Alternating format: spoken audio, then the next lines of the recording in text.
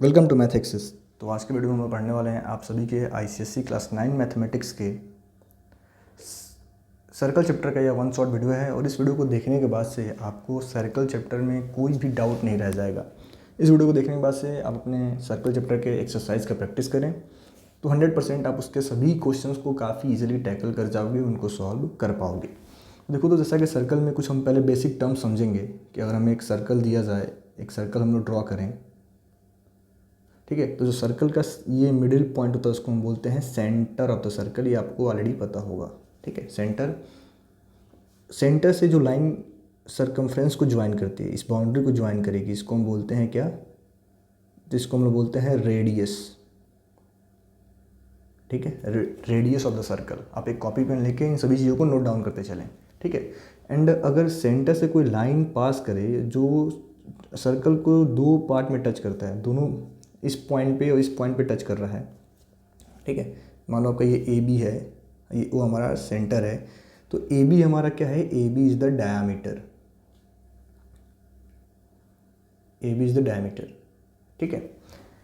तो ये कुछ हमारे बेसिक टर्म्स हैं। और जो आपका डायमीटर होता है वो क्या होता है, तो 2 टाइम्स रेडियस के होता है। ये रिलेशन आपको याद रखना है। या फिर रेडियस क्या होगा, तो d/2 होगा, डायमीटर का हाफ होगा, ठीक है। देन अब इसी में एक हम इंपॉर्टेंट टर्म समझेंगे कुछ और, कि मान लो हमने एक दूसरा सर्कल यहाँ पे ड्रॉ किया, ठीक है। जो सर्कल का ये पार्ट है, एक छोटा सा अगर हमने इसका एक पार्ट ले, इसको हम बोलते हैं आर्क। क्या बोलते हैं, आर्क ऑफ द सर्कल, ठीक है। सर्कल पे हम कोई दो पॉइंट्स मार्क करें, उनको हम जो लाइन ज्वाइन करेगी इनको हम बोलते हैं कॉर्ड।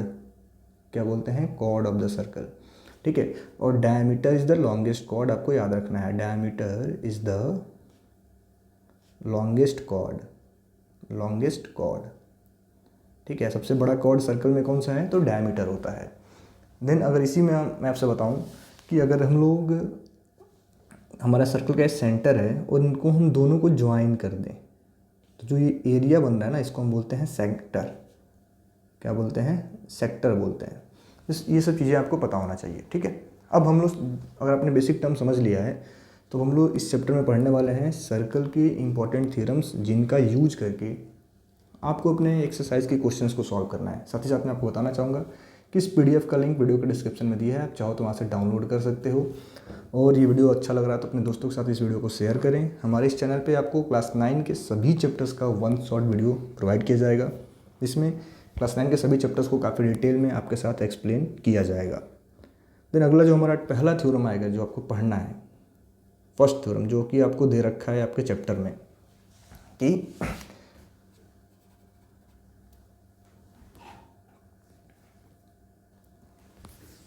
तो जो आपका सर्कल चैप्टर में पहला थ्योरम जो मैं पढ़ना है, पहला थ्योरम क्या है कि द लाइन, आप इसको नोट डाउन करते चलोगे या फिर आपके बुक में दिया होगा, द लाइन ड्रॉन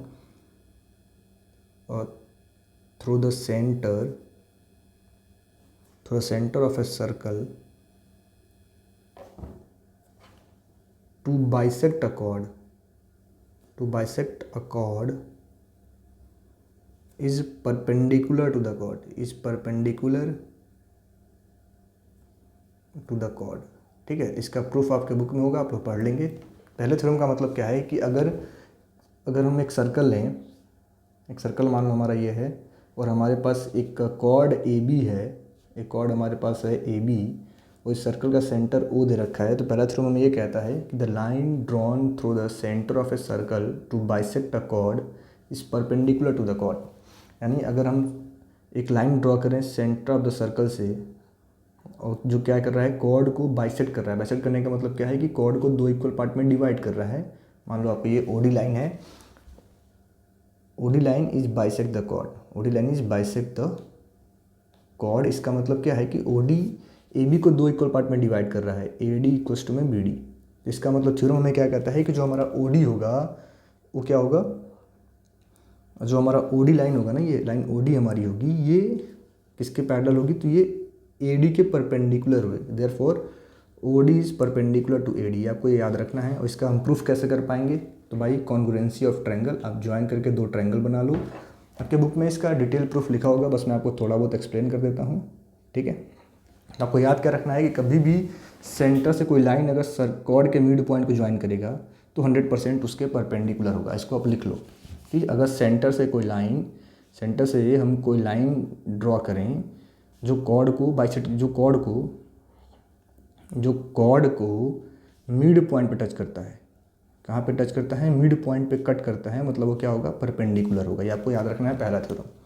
ठीक है, इसका हम प्रूफ कैसे कर पाएंगे? तो भाई मैंने बताया भाई यूजिंग कॉन्ग्रुएंसी ऑफ ट्रायंगल। आपके पास यहाँ दो ट्रायंगल हैं, एक ट्रायंगल ADO है और दूसरा ट्रायंगल आपके पास BOD है। ठीक है, क्या है आपका? तो OD कॉमन है, AD इक्वल्स टू BD हमें गिवन है और OA इक्वल्स टू OB हमारा radius of the same circle है। तो दोनों ट्रायंगल हमारे कॉन्ग्रुएंट होंगे। बाई CPCT यह वाला एंगल इसके इक्वल होगा। तो बाई लीनियर एक्सप्रेशन हमें क्या मिल जाएगा कि angle ODA equals to 90 degree. तो इसका प्रूफ आप पढ़ सकते हैं। ठीक है, अब दूसरा थ्योरम क्या है जो इसी का कन्वर्स है? थ्योरम नंबर 2 क्या है जो उसका कन्वर्स है? जो क्या है कि थ्योरम नंबर 2 में हमें बोला गया, थ्योरम नंबर 2 क्या है आपका कि the perpendicular from the centre of a circle to a chord bisect the chord. ठीक है, मतलब इसमें क्या था कि अगर कॉर्ड को बाइसेक्ट कर रहा है मतलब परपेंडिकुलर होगा। और इस वाले में क्या है कि अगर परपेंडिकुलर होगा मतलब कॉर्ड को बाइसेक्ट करेगा। तो आप ऐसे समझ लो कि अगर हम एक सर्कल ड्रॉ करें और हम लोग एक सर्कल ड्रॉ कर रहे हैं और हम लोग एक कॉर्ड बनाएं, मान लो ये भी आपका कॉर्ड है और इस पर हम सेंटर से एक लाइन ड्रॉ कर रहे हैं OD जो AB के परपेंडिकुलर है। तो ये कॉर्ड को दो इक्वल पार्ट में डिवाइड करेगा। Since OD is perpendicular to AB therefore AD equals to DB। ये आपका है थ्योरम नंबर 2 जो क्या है? तो कन्वर्स ऑफ फर्स्ट है, कन्वर्स ऑफ थ्योरम नंबर 1 का है। ठीक है, इसी में जो अगला थ्योरम आपको पढ़ना है theorem number 3, equal chords are equidistance from the centre. इसका मतलब क्या है? अभी हम लोग इन पे बेस्ड एक दो एग्जांपल को सॉल्व कर लेंगे। इसका मतलब क्या है कि अगर आपके पास एक सर्कल आप ड्रॉ करो और इसमें हम दो कॉर्ड बनाएं, एक कॉर्ड AB हमारा है और दूसरा कॉर्ड हमारा CD है, और दोनों अगर इक्वल हैं, हमें दे रखा है कि AB इक्वल्स टू CD अगर है तो अगर इनका हम सेंटर से डिस्टेंस फाइंड करेंगे, मान लो आपका ये सेंटर है, सेंटर से डिस्टेंस OM और डिस्टेंस ON है, तो OM इक्वल्स टू क्या होगा? ON होगा। यही एक प्रॉपर्टी कहती है कि equal chords are equal distance from the centre. और कभी भी सेंटर से जो हम डिस्टेंस मेजर करते हैं हरदम परपेंडिकुलर डिस्टेंस मेजर कर रहे होते हैं। हरदम कौन सा डिस्टेंस? तो परपेंडिकुलर डिस्टेंस। तो हमें क्या मिल जाएगा कि OM इक्वल्स टू क्या होगा? ON होगा। ठीक है, अब इसी का कन्वर्स क्या है?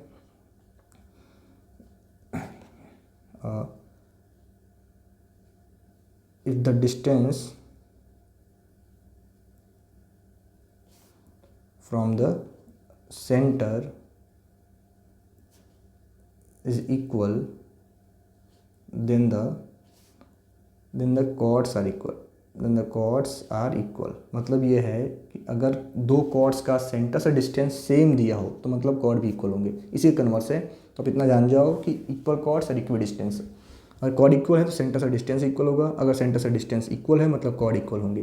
ठीक है, इसी में जो हमारा अगला प्रॉपर्टी है, बस थोड़ा बहुत आप इसको समझ लेंगे। इक्वल कॉर्ड्स सब्सटेंस इक्वल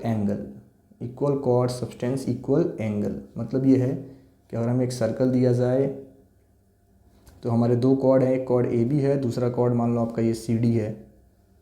ठीक है, ये कॉर्ड आपका AB और ये कॉर्ड आपका CD है। हमें बोला गया कि AB कॉर्ड किसके इक्वल है? CD कॉर्ड के इक्वल है। तो मान लो सेंटर पे ये एंगल बना रहा है AB के और CD एंगल बना रहा है सेंटर पे। ठीक है, सेंटर पे AB ने बनाया एंगल AOB और CD ने बनाया एंगल COD। तो दोनों एंगल इक्वल होंगे। एंगल AOB किसके इक्वल होगा? एंगल COD के। यानी equal cord substance equal angle at the centre. ठीक है, अब इसी का कन्वर्स क्या है? तो कन्वर्स भी आप समझ लो कि अगर एंगल इक्वल होंगे मतलब कॉर्ड भी इक्वल होगा। ठीक है, if angle subtends by chords are equal then the chords are also equal. ये कुछ प्रॉपर्टीज़ हैं जिनका यूज़ करके आपको सर्कल वाले क्वेश्चन सॉल्व करने हैं। ठीक है, इसी में एक अब आखिरी प्रॉपर्टी है आर्क वाला, उसको आप देख लो, फिर हम लोग कुछ क्वेश्चन प्रैक्टिस करेंगे। क्या दे रखा है कि इक्वल आर्क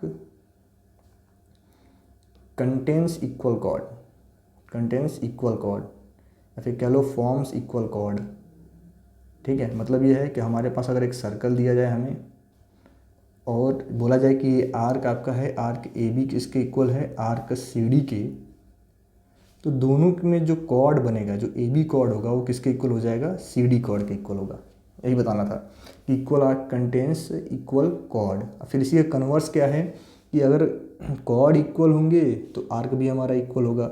अब जब दोनों आर्क इक्वल हैं तो equal arc subtends equal angle at the centre. अगली प्रॉपर्टी आप नोट कर लो, इक्वल आर्क्स सब्सटेंस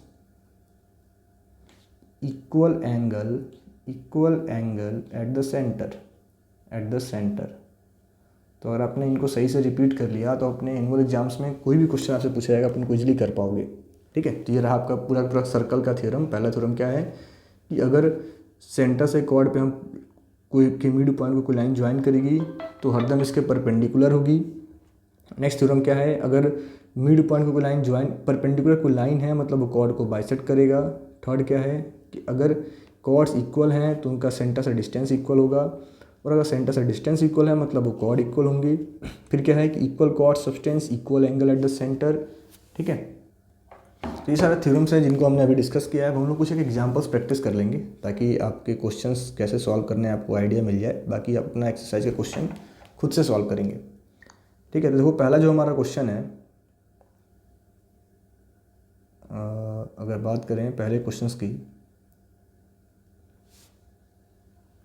देखो हमें दिया गया क्वेश्चन कि अ कॉर्ड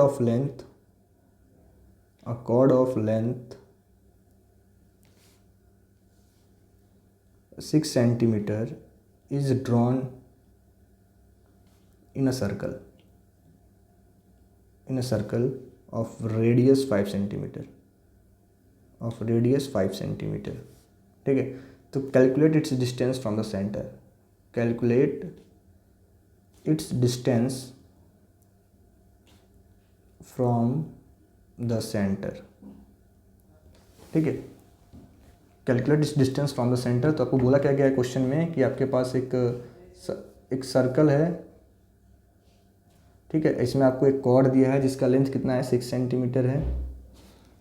ठीक है, इसका लेंथ कितना है तो 6 सेंटीमीटर है, और रेडियस कितना दे रखा है हमें, 5 सेंटीमीटर। तो मानो सर्कल का सेंटर अगर आपका ये है तो ये आपको दे रखा है 5 सेंटीमीटर। ठीक है, तो इसको हमें फाइंड करना है ये ओडी कितना होगा, डिस्टेंस फ्रॉम द सेंटर। तो let A B be a chord, A B equals to 6 centimetre.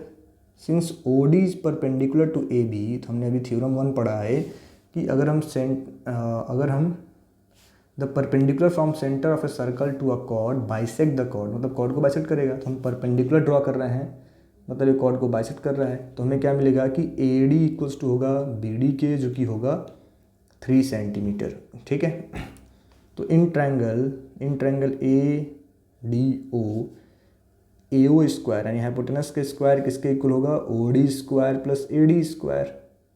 तो हमें क्या मिल जाएगा, 5 का स्क्वायर, ये होगा ओ डी स्क्वायर प्लस 3 का स्क्वायर, यानी हो गया आपका 25 times O D square plus 9, तो हो गया 16 ओ डी स्क्वायर। तो ओ डी आ गया √16, आपका हो गया कितना, 4 सेंटीमीटर। तो देखो इस तरीके से हम अपने क्वेश्चंस को कर सकते हैं। तो अगर ये वीडियो आप सभी को अच्छा लगा तो अपने दोस्तों के साथ इस वीडियो को जरूर शेयर करें, और अगला वीडियो आपको कौन से चैप्टर का चाहिए आप हमें कमेंट करके बताओ। Thank you.